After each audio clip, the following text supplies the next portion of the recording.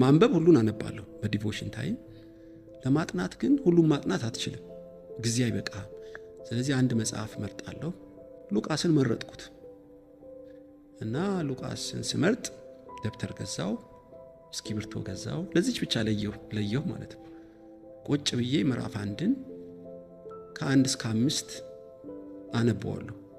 አታምኘኝም፣ አይገባኝም። ልክ እንደ ፍቅር እስከ መቃብር ጥልቅ የሚል አይደለም። ቁጭ ብዬ ሳነብ ሐሳቤ መርካቶ ይሄዳል፣ ልጆቼ ጋር ይሄዳል፣ ቸርች ይሄዳል፣ ሰርግ ለቅሶ ጋር ይሄድብኛል። ችግር የለውም፣ አውቀዋለሁ እንይቻሉ። አነበብኩት ግን ዞርና ድጋሚ አነበዋለሁ። አሁን ትንሽ ፈገግ ይልልኛል፣ አሁንም አይገባኝም። ከዛ እስክሪብቶ ይዤ እነማን ናቸው ያሉት? ሉቃስ ነው የጻፈው፣ ለቴዎፍሎስ ነው። ቴዎፍሎስ ማን ነው? እና ታሪክን ጻፍኩ፣ መረጃ ሰበሰብኩ ነው የሚለው። ኢየሱስ በሕይወት እያለ አልነበረም ይሄ ሰው? ምን ማለት ነው? ሉቃስ ማን ነው ራሱ? አሁንም አይገባኝም። ትንሽ ዞርልና ቡና እየጠጣው ግን ሜዲቴት አደረግኩ። 4-5ኛው ላይ ወገ ከሲል ይልኛል ማለት እንዴት ልበል፣ እንደ ኑግ ዘይት አይነት ነው ኔቸሩ። ስትወቅጠው ነው ኑጉን ዘይት የሚወጣው።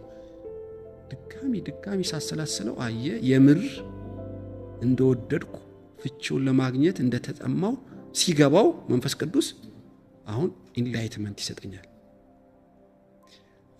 ለምሳሌ ልንገርህ፣ አሁን የባይብልን ኔቸር ኢየሱስን ብዙ ሕዝብ እንደተከተለው አይቶ ጮኸ። ዘርን ሊዘራ ወጣ ባህሪው አይደለም። ኢየሱስ አይጮህም ባህሪው። የዛለት ግን ብዙ ሕዝብ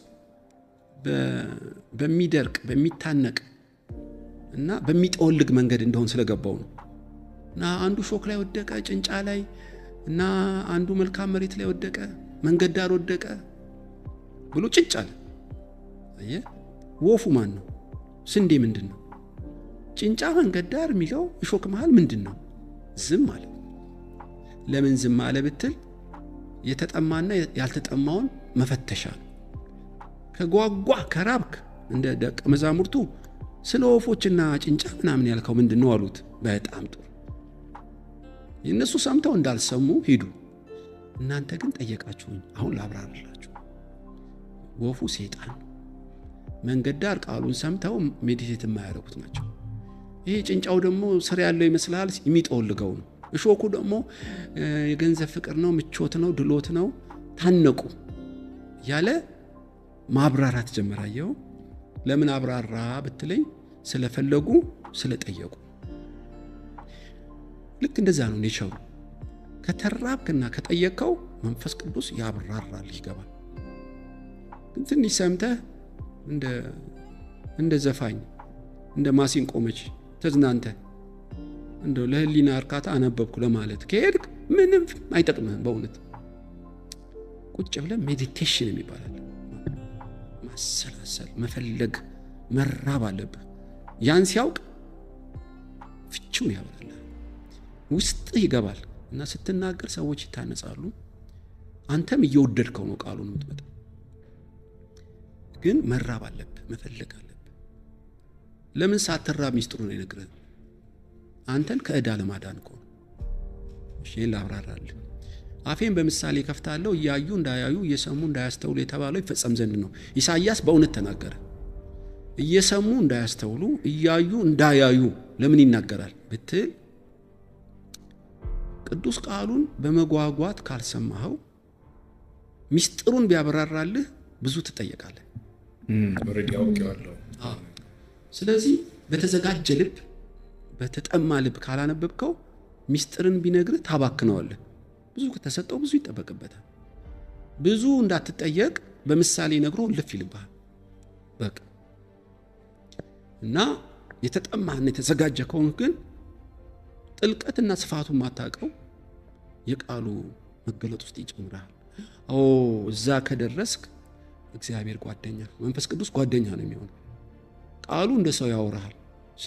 ቡና እየጠጣ ታወራዋለህ፣ ታክሲ ውስጥ ታወራዋለህ። ቃሉ ያጫውታል እንደ ሰው። ይገርማል። አንድ ሌብል አለች የምታልፋት። ሴጣን ይዋጋሃል። አይምሮ እንዳትሰበሰብ፣ በትዕግስት እንዳትሰማው፣ ወደ ማሰላሰል እንዳትሄድ ያጣድፈሃል። ይችን ኬላ ካለፍካት አለቅ።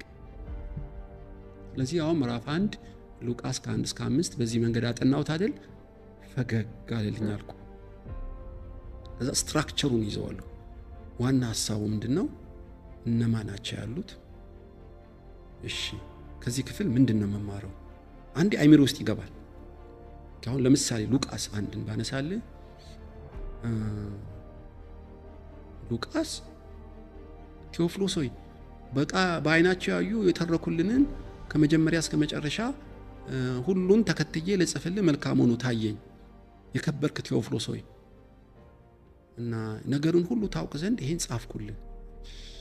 ኦኬ ሉቃስ ራሱ የሚያስገርም ሰው ነው አልኩኝ። አየህ ታሪክ የመጻፍ ስጦታ አለው ማለት ነው። ይሄ ሰውዬ ከመጀመሪያ እስከ መጨረሻ ነው የሚጽፈው። እንደ ኢየሱስ ሰምቶ ሳይሆን መረጃ እየሰበሰበ ነው የሚጽፈው። ያስገራሚ ሰው ነው። አየህ ጨረስኩልህ አለው። ኦኬ ትጋቱን አየሁ። ታሪክ መጽሐፍ ነው አለኝ። ተልእኮውን አየሁ። የሚሰጠው ደግሞ ለቴዎፍሎስ ነው። የከበረ ሰው ነው። ሉቃስ ታሪክ ጸጋውን ያውቃል፣ በጸጋው ይተጋል፣ ጸጋውን ያስተላልፋል። አሁን ስትራክቸሩ ታየኝ። ከዛ በቃ ልጨነቅ። ስትራክቸሩ ከወጣ በኋላ ባይብልን ይዛገቼ ተነስቼ መሄድ ነው። አሁን አንተ የቄሱ እንዴት ቡና ልጋብዝ ብትለኝ ደስ ነው የሚለኝ። ቡናውን እያማሰልኩ እኔ ቴዎፍሎስ ጋር ነኝ፣ አዳብረዋለሁ። ወይ ታክሲ ውስጥ አንድ ነገር እሰማለሁ፣ ወይ ጨዋታ ትነግረኝ የለም ከዛ ክፍል ጋር የሚሄድ ከሆነ እጨምረዋለሁ። ማጣፈጥ ነው ያን ታሪክ። ብስል ሲል ኮንክሉዥን ሰርቼ ቦዲ ሰርቼ ኢትዮጵያዊ ማጣፈጫ ጨምሬ ቁጭ አደርገዋለሁ። አሁን ምግቡ ተዘጋጀ ማለት ነው። እኔው ተምሬበታለሁ። የሆነ ጉባኤ ቄስ እባክህ እዚህ ቀን ታገለግለናለህ መጣሁ። እንደ ቧንቧ የሚቀዳ አይደለም። ከመዝገብ ቤቴ ላጥ አደርገዋለሁ። ቆሜ ሉቃስ ይወላችሁ እልልሃለሁ። አንዱ ከታሪክ የተሰበሰበ ነው፣ ከባይብል የተሰበሰበ ነው እና ሰዎች ሲሰሙት አይረሱትም።